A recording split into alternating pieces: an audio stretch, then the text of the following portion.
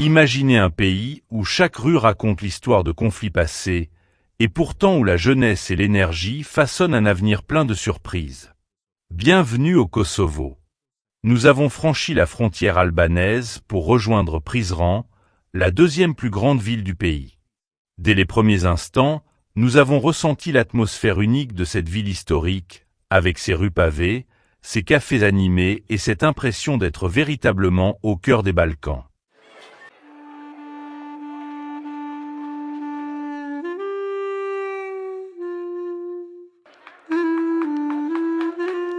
Au cœur des Balkans se trouve un pays encore relativement nouveau sur la scène internationale, le Kosovo. Ce petit État d'Europe du Sud-Est a déclaré son indépendance de la Serbie en 2008, après des années de tensions politiques et de guerre dans la région. Depuis cette déclaration, le statut du Kosovo demeure une question complexe en politique internationale. Aujourd'hui, plus de 115 pays reconnaissent officiellement le Kosovo comme un État indépendant. Cependant, plusieurs pays ne reconnaissent toujours pas son indépendance. Il s'agit notamment de la Serbie, de l'Espagne, de la Grèce, de la Chine et de l'Iran. D'autres pays, comme le Mexique et la Roumanie, ont également choisi de ne pas reconnaître le Kosovo. Les raisons de cette non-reconnaissance sont souvent liées à des préoccupations internes.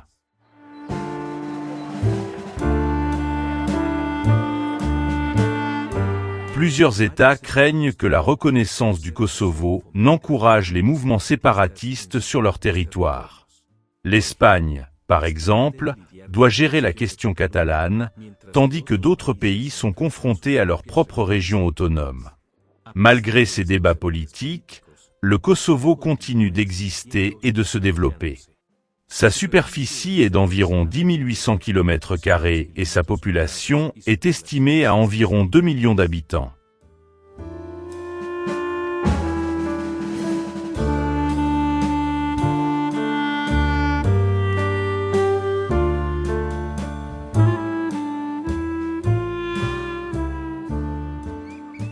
Le Kosovo entretient également des liens très étroits avec l'Albanie.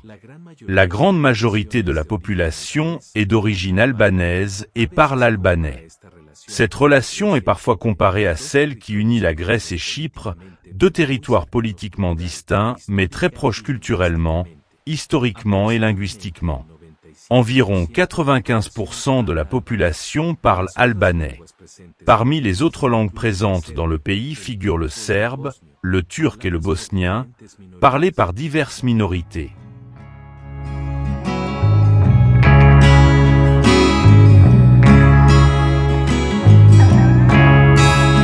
L'histoire du Kosovo est profondément marquée par la domination de l'Empire ottoman, qui a contrôlé une grande partie des Balkans pendant plusieurs siècles. Cette période a considérablement influencé la culture et la religion du pays.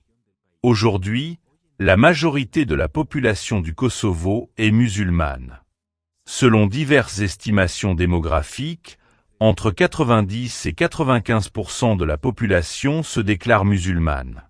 Les catholiques représentent environ 2 à 3% de la population, tandis que les orthodoxes en constituent environ 1 à 2%, principalement au sein des communautés serbes.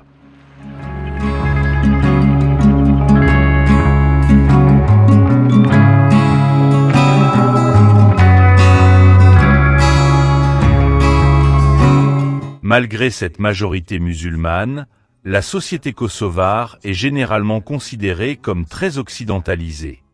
Les coutumes sociales, les vêtements, la musique et la culture sont fortement influencées par l'Europe et les États-Unis. On compte plus de 800 mosquées à travers le pays, réparties dans les villes et les villages. Dans certaines zones urbaines, comme la capitale, on peut trouver une mosquée tous les quelques pâtés de maison.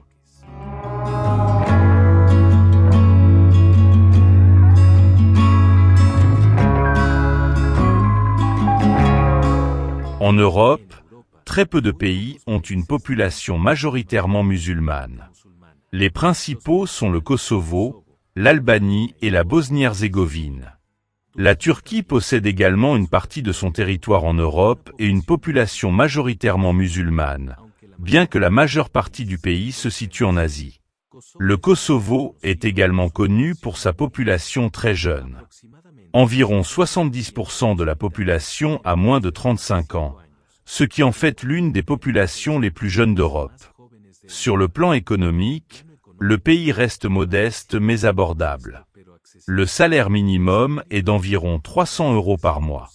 Dans de nombreux secteurs, les salaires oscillent entre 4 cents et 8 cents euros, et les prix restent bas. Un repas au restaurant coûte entre 4 et 6 €. Les pâtisseries et les viennoiseries coûtent généralement entre 1,50 et 2 €. La viande sur les marchés locaux se vend généralement entre 7 et 10 € le kilogramme. Le logement demeure également abordable comparé à de nombreux pays européens. Le loyer mensuel moyen d'un appartement se situe entre 350 et 400 €. Il est possible d'acheter un appartement pour environ 100 000 € selon la ville et le quartier. Autre particularité, le Kosovo utilise l'euro comme monnaie officielle, bien qu'il ne fasse pas partie de l'Union européenne. Cela témoigne de ses liens économiques étroits avec l'Europe. La capitale, Pristina, est le principal centre politique et économique du pays.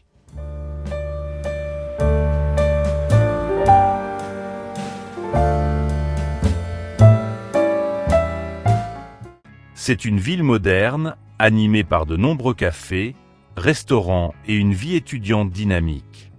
Prizren, autre ville importante, est souvent considérée comme la plus belle du pays.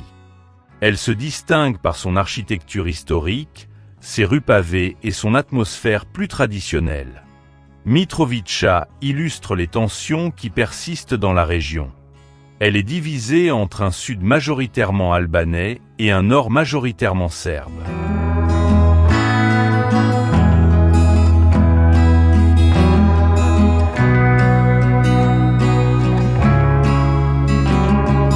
Le Kosovo est un pays montagneux aux paysages naturels spectaculaires. En hiver, certaines régions attirent les amateurs de ski. En été, les montagnes deviennent des lieux prisés pour la randonnée et les pique-niques en famille. L'été peut être extrêmement chaud dans certaines villes des Balkans, avec des températures dépassant facilement les 35 ou 40 degrés Celsius lors des vagues de chaleur. Si vous aimez découvrir des pays moins connus du tourisme international, le Kosovo pourrait être une destination surprenante. Si vous souhaitez explorer des destinations uniques, n'hésitez pas à consulter les autres vidéos de voyage de la chaîne. Vous y découvrirez des lieux fascinants à travers le monde.